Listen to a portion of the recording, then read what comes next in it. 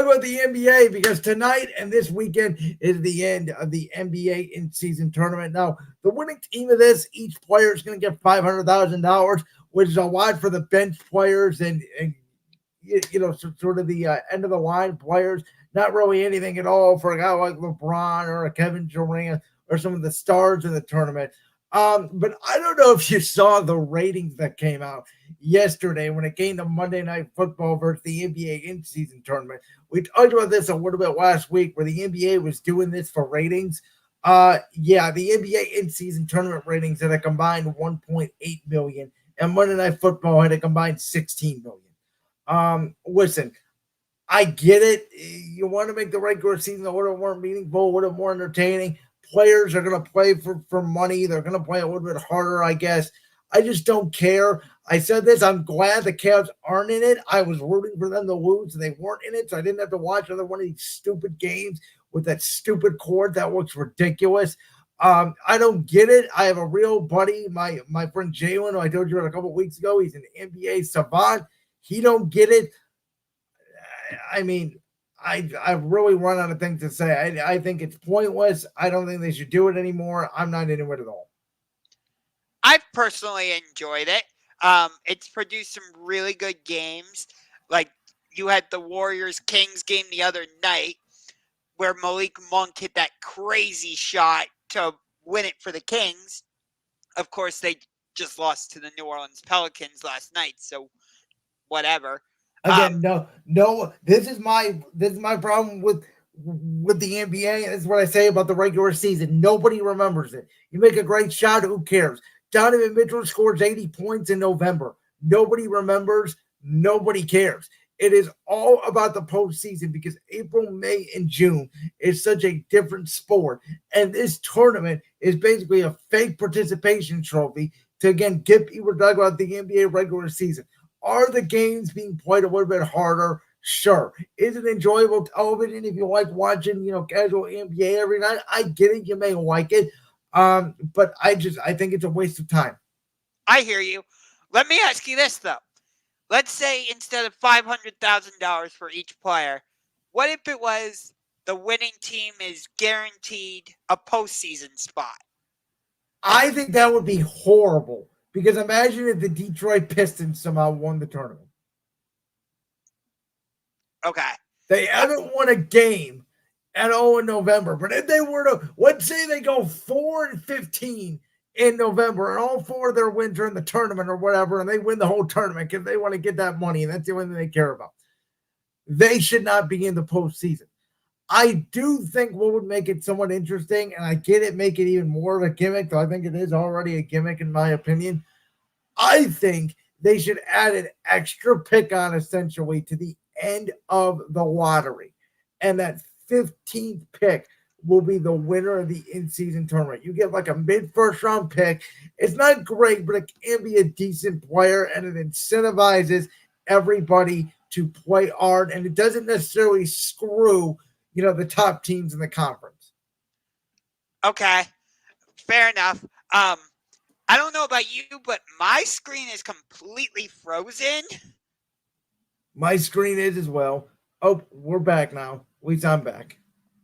Okay, my screen is still frozen, so I know the next topic is we're talking about this 5-game stretch for the Cleveland Cavaliers. Yes, we are. Your end is completely frozen. Mine is not. So I think it is something on your connection this time.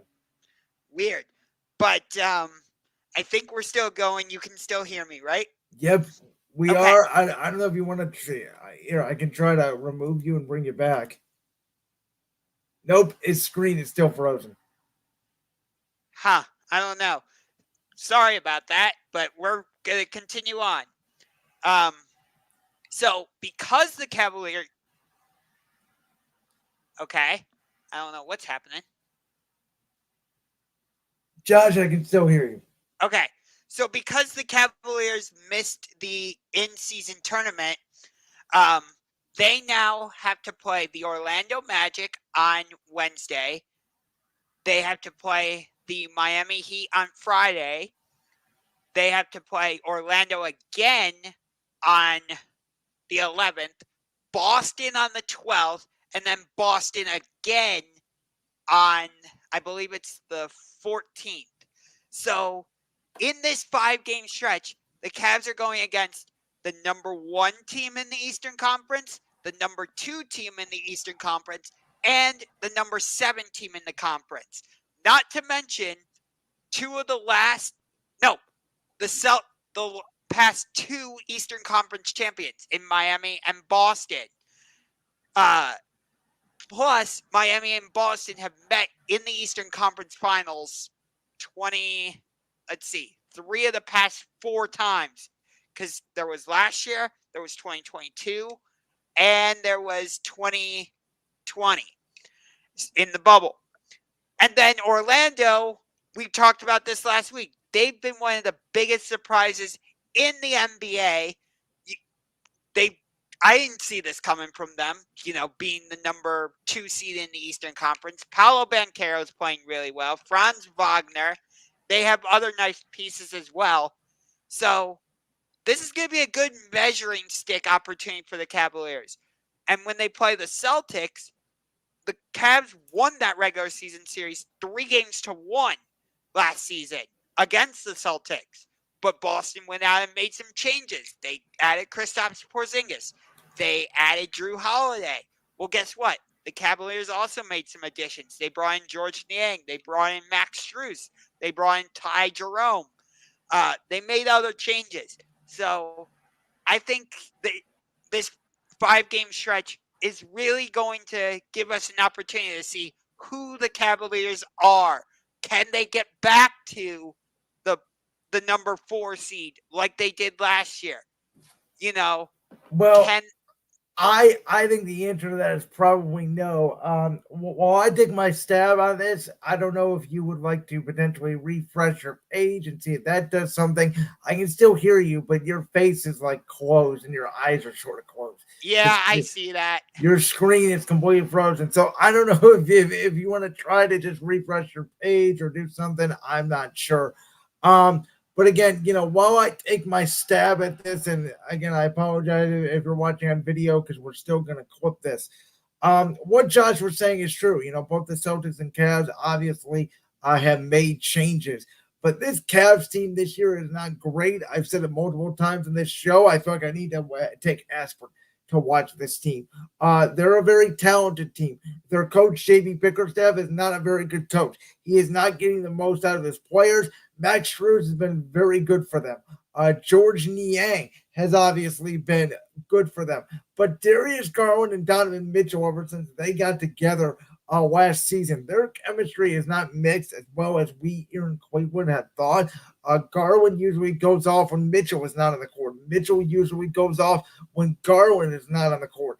Evan Mobley, who I thought was going to be a generational prospect coming out of USC in the 2021 NBA draft, has not taken the next step. Jared Allen has not taken the next step offensively. The Cavs are a very soft team. The Cavs are front runners. The Cavs can't even beat up on bad teams anymore because they lost to a terrible Portland team within the last week.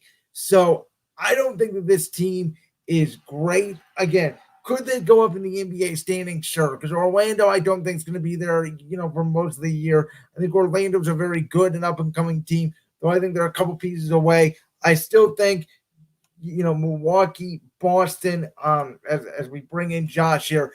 There you go. Your face is back. We got a little bit of lag on your end, but I can see you. Okay. I have no idea what the issue was. So yeah, it is something to do with something about your connection. But I was saying that could the Cavs make it back in a top 4 form? Sure. But at the end of the day, listen, Donovan Mitchell and Darius Garland's chemistry has not been as good as we thought when they acquired Mitchell last year. I agree. Mitchell goes off when Garland is not in the game. Garland goes off when Mitchell's not in the game.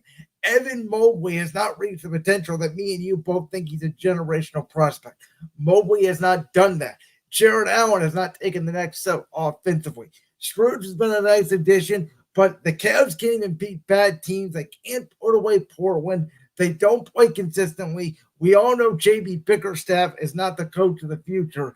And so, listen, I said to watch this Cavs team is exhausting. I mean, I gotta take aspirin before every Cavs game because I don't know what I'm gonna get for this team. They never play a complete game. They're very disappointing for the talent they have. They should easily be a top 3, 4 team in the East, and they're just not. They're not a very good team. Yeah, I agree. I mean, yes, it's early December, so any things can change, but right now, I don't get it. Like, people have been asking the question, should they trade Donovan Mitchell?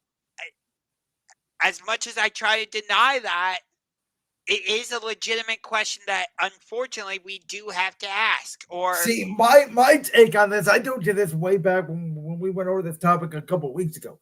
You traded so much for Mitchell. You gave up Markin, you gave up Sexton, you gave the free first round picks. Mitchell's not the one to trade. The one to trade is Garland. You can get a lot for Darius Garland, and I think Donovan Mitchell has the higher ceiling, and I think he has more dog in him. I get that Darius Garland was the homegrown guy get drafted, but who cares about loyalty? You're trying to win championships here, and so I proposed a long time ago. I remember telling you about this. You did. Darius Garland for Paul George.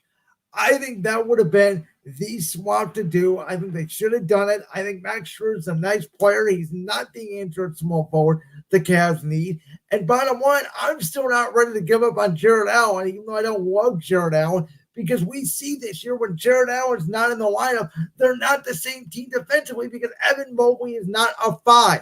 You got to move one of those two in the backcourt, and the one to move is Garland. It's definitely an interesting idea. I did not dismiss it when you presented it on a recent episode. Do I think the Cavs would actually do that? No, but it's an intriguing idea. I'll give you that. But again, I just look at this 5-game stretch as a result of missing the in-season tournament. Orlando, Miami, Boston on a back-to-back. Boston again. Probably 1-4 at best, 2-3 in that stretch. Yeah, I think they can beat Orlando at home. I don't think they're going to beat Miami down in Miami because I don't know what it is, but for some reason the Cavaliers just seem to always find a way to lose when they play the Miami Heat in Miami. It's just like Cleveland going to Denver or Philly going to Seattle, like we talked about earlier in the show. It doesn't make much sense. But yeah, I agree with you.